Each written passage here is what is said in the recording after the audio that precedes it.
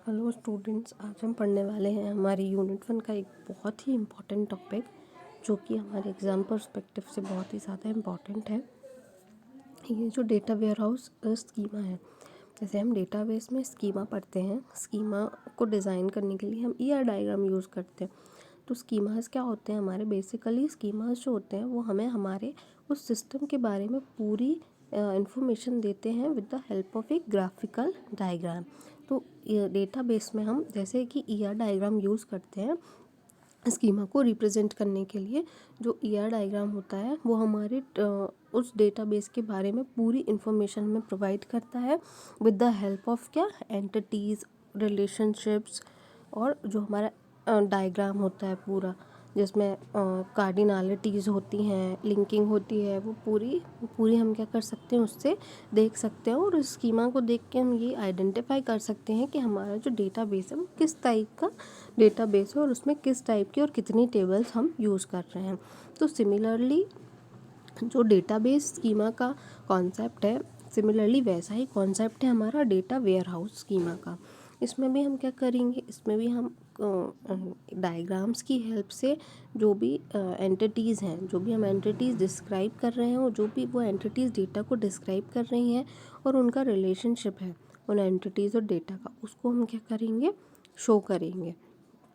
तो यहाँ पे डेटा वेयरहाउस स्कीमा को शो करने के लिए हम बेसिकली 3 स्कीमास जो होते हैं वो यूज़ करते हैं। फर्स्ट होता है हमारा स्टार स्कीमा, सेकंड होता है हमारा स्नोफ्लेक स्कीमा, और थर्ड होता है हमारा फैक्ट कॉन्स्टलेशन स्कीमा। तो आज के लेक्चर में मैं आपको 2 स्कीमास जो हैं वो डिस्क्राइब करने वाली हूँ डिटेल में, star schema and Snowflake schema. तो हम स्टार्ट करते हैं हमारे स्टार स्कीमा से।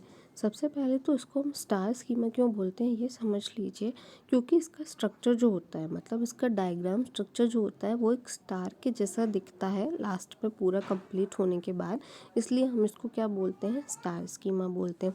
अब स्टार स्कीमा को डिज़ाइन करने के लिए हमें दो जो टेबल्स हैं वो सबसे ज़्यादा रिक्वायर्ड होती है।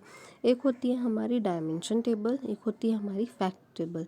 तो डायमेंशन टेबल जो होती है वो होती है हमारी नॉर्मल टेबल। जैसे हम कोई भी डेटाबेस डिज़ाइन करते हैं तो उसमें हम 5 से 6 टेबल्स जो हैं वो क्या कर रहे हैं, यूज़ कर रहे हैं। तो वो जो डिफरेंट हमारी टेबल्स हैं, मतलब हमारी 5 से 6 जो टेबल्स हैं उनको हम क्या बोलेंगे, वो है हमारी डायमेंशन टेबल। और उन डायमेंशन टेबल्स की हेल्प से ही हम क्या क्रिएट करते हैं, एक फैक्ट टेबल क्रिएट करते हैं। मतलब फैक्ट टेबल में हम क्या रखते हैं, हर एक डायमेंशन टेबल की जो हमारी प्राइमरी की होती है उसको हम रखते हैं फैक्ट टेबल में। मतलब अगर हमारे पास 5 डायमेंशन टेबल्स हैं तो हम क्या करेंगे, उन 5 डायमेंशन टेबल से एक फैक्ट टेबल क्रिएट कर सकते हैं। उस फैक्ट टेबल में क्या होगा, उन 5 डायमेंशन टेबल्स की प्राइमरी की जो होगी उसको हम क्या करेंगे, स्टोर कराएंगे। जैसे यहाँ पर देखिए, यहाँ पे 3 डायमेंशन टेबल्स दिख रही हैं, store dimension, time dimension and product dimension. तो हमारी फैक्ट टेबल में तीनों की जो प्राइमरी की है, प्राइमरी की को हम अपनी टेबल में सबसे ऊपर मेंशन करते हैं। तो स्टोर डायमेंशन की प्राइमरी की क्या है, स्टोर की, तो वो फैक्ट टेबल में सबसे ऊपर रखी हुई है। नेक्स्ट जो है हमारा प्रोडक्ट डायमेंशन की क्या है, प्रोडक्ट की, तो फिर वो रखी हुई है।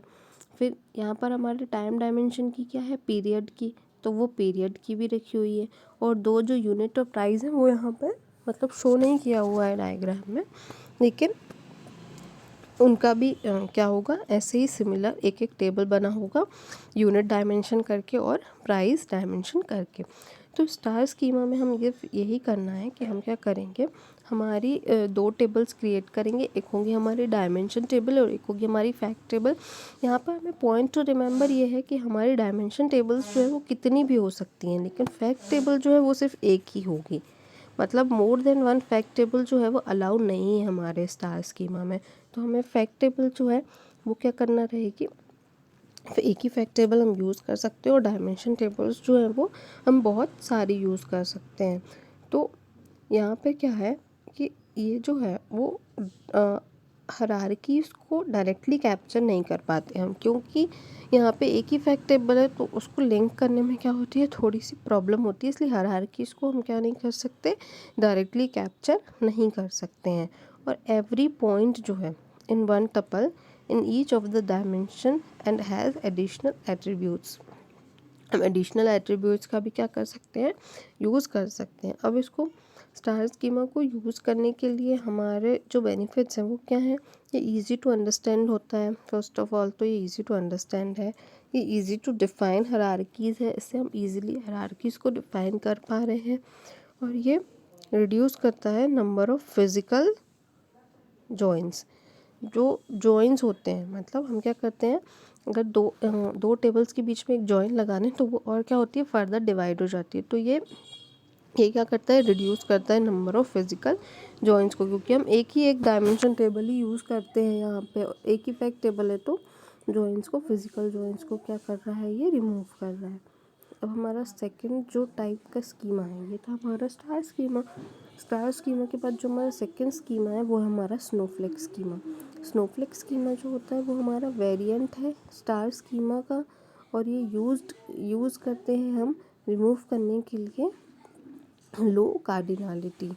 इसमें हम क्या यूज़ करेंगे, a single large and central fact table and one और मोर टेबल्स फॉर ईच डायमेंशन। यहाँ पर भी हम क्या करने वाले हैं, सिर्फ एक ही फैक्ट टेबल का यूज़ करेंगे, और हमारी मोर देन वन क्या होंगी, डायमेंशन टेबल्स होंगी। और डायमेंशन टेबल्स को भी हम फर्दर डिवाइड करके, जैसे डायमेंशन 1 है तो डायमेंशन 1 को हम फर्दर और डिवाइड कर सकते हैं, कैसे, डायमेंशन 1.1 एंड डायमेंशन 1.2। तो यहाँ पे हम क्या, हमारा ओवरहेड जो है वो थोड़ा सा बढ़ जाता है, क्योंकि यहाँ पे हम क्या करते हैं, यहाँ पे हम बहुत सारे जॉइंट्स जो हैं वो परफॉर्म कर सकते हैं। तो इसका ड्रॉबैक क्या हो जाएगा कि ये टाइम कंज्यूमिंग प्रोसेस हो जाएगा, और दूसरा ड्रॉबैक क्या हो जाएगा इसका कि ये रिपोर्ट जो जनरेट करेगा वो काफ़ी स्लो जनरेट करेगा। स्लो क्यों जनरेट करेगा, क्योंकि यहाँ पे जॉइंट्स जो हैं वो हम बहुत सारे यूज़ कर रहे हैं। मतलब फैक्ट टेबल तो हमारी एक ही है, लेकिन डायमेंशन टेबल्स जो है हमारी वो मतलब बहुत ही ज़्यादा सारी हो जाएंगी हमारे सिस्टम में, क्योंकि हम एक डायमेंशन टेबल को ही क्या और डायमेंशंस में चेंज कर सकते हैं। जैसे कि यहाँ पर हमारा स्टोर का जो डायमेंशन है, तो स्टोर में हमने क्या किया है, स्टोर का नेम है और सिटी की है।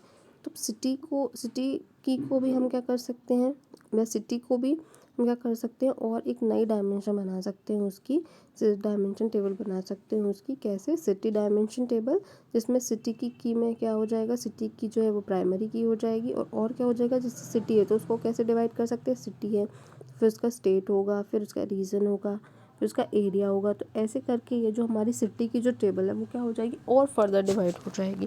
तो ये हमारा ओवरहेड ही बढ़ाती है ये चीज़ें, कि ये स्नोफ्लेक स्कीमा में हम क्या कर रहे हैं, मोर देन डायमेंशन टेबल्स का यूज़ करके अपना ही एक जो है वो ड्रॉबैक क्या कर रहे हैं, बढ़ा रहे हैं। तो ये होता है हमारा स्नोफ्लेक स्कीमा। अब फैक्ट कॉन्स्टलेशन के लिए आपको मेरा नेक्स्ट वीडियो फॉलो करना रहेगा। Thank you.